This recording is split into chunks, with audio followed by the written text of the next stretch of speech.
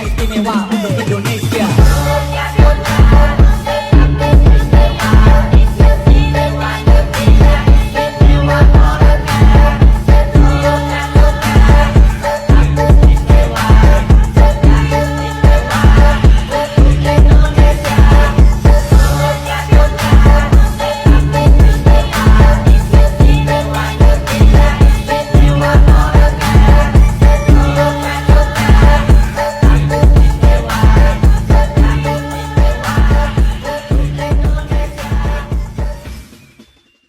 Halo teman-teman, pernah dengar tentang Kabinet Juanda? Kabinet ini punya peran penting banget dalam perjalanan sejarah Indonesia loh. Yuk kita ikuti ceritanya, biar lebih paham gimana kondisi Indonesia saat itu dan kenapa kabinet ini terbentuk. Jadi begini ceritanya. Pada April 1957, Kabinet Juanda terbentuk setelah Kabinet Ali Sastro Amin Djojo II jatuh karena krisis politik dan ekonomi yang parah. Saat itu, Indonesia benar-benar kacau. Ada pemberontakan di Sumatera dan Sulawesi, aksi mogok buruh dan pelajar, sampai penolakan terhadap rencana Presiden Soekarno membubarkan partai politik dan menerapkan demokrasi terpimpin. Untuk mengatasi keadaan, Soekarno menunjuk Juanda Kartawijaya sebagai Perdana Menteri. Nah, bedanya, Juanda membentuk kabinet yang isinya para ahli, bukan orang partai. Inilah yang disebut Zakon Kabinet atau Kabinet Kerja.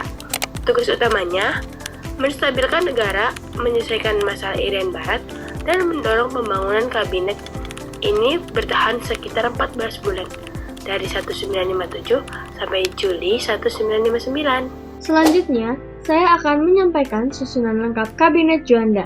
Kabinet ini dipimpin oleh Presiden Insinyur Soekarno. Perdana Menterinya adalah Insinyur Haji Juanda Kartawijaya.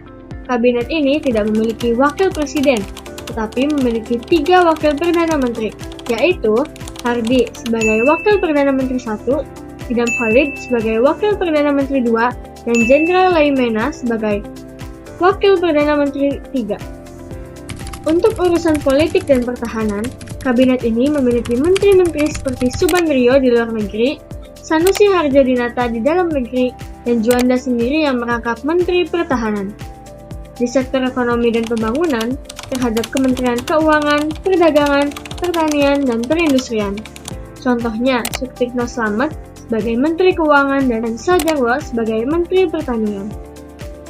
Lalu ada program kerja. Program kerja atau Pancakarya.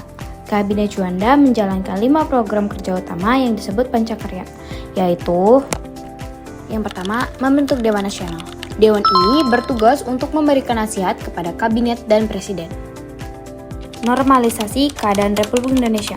Upaya untuk meredakan gejolak politik dan keamanan di seluruh wilayah. Lalu yang ketiga ada melanjutkan pembatalan konferensi meja bundar atau biasa disebut dengan KMB.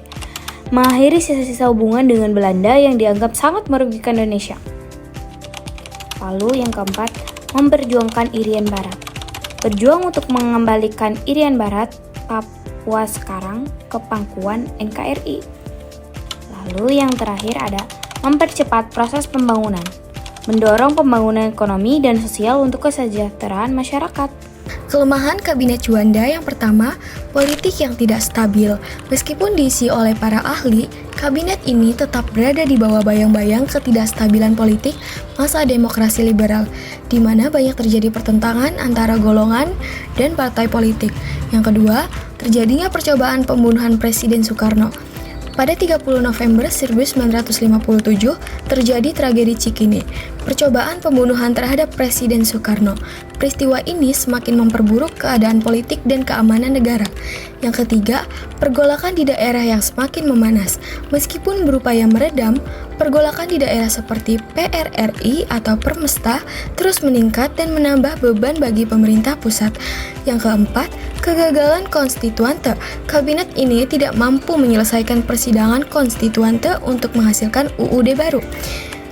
Kegagalan ini menjadi salah satu alasan Presiden Soekarno mengeluarkan dekret presiden. Kabinet Juanda atau Kabinet Karya pada tahun 1957 sampai 1959 memiliki beberapa kelebihan. yang mempengaruhi jalannya pemerintah di tengah masa demokrasi liberal. 1. Kabinet ini dibentuk dengan materi-materi yang dipilih berdasarkan keahlian, bukan dari afiliasi partai politik.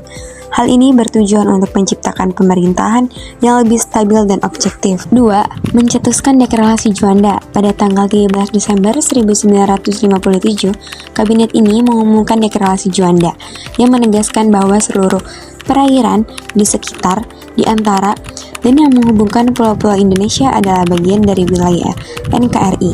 Deklarasi ini mengubah batas laut teritorial yang sebelumnya hanya 3 mil dan menyatukan wilayah laut dengan daratan Indonesia menjadi satu kesatuan yang utuh.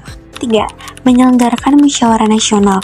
Munas, Kabinet Juanda berhasil menyelenggarakan Munas pada September 1957 untuk mengatasi berbagai pergolakan di daerah. 4. Membentuk Dewan Nasional. Kabinet ini membentuk Dewan Nasional untuk menampung dan menyalurkan aspirasi masyarakat. 5. Menumpas pemberontakan PRRI Perpesta dengan dukungan TNI. Kabinet ini berhasil menekankan pemberontakan yang mengancam persatuan dan kesatuan bangsa. Kejatuhan Kabinet Juanda berakhir pada 6 Juli 1959 ketika Presiden Soekarno mengeluarkan Dekret Presiden 5 Juli 1959. Dekret ini menetapkan kembali Undang-Undang Dasar pada 1945 sebagai dasar negara dan menandai dimulainya era demokrasi terpimpin di mana peran Presiden lebih dominan. Dekret ini juga membubarkan konstitut lembaga yang bertugas untuk menyusun konstitut baru karena dianggap gagal mencapai kesepakatan. Selain itu, dekret ini juga membubarkan Dewan Perwakilan Rakyat dan Dewan Perwakilan Daerah, serta menggantikan dengan Dewan Nasional yang baru. Setelah kabinetnya berakhir, Insinyur Haji Juanda kemudian diangkat sebagai Menteri Keuangan dalam Kabinet Kerja 1.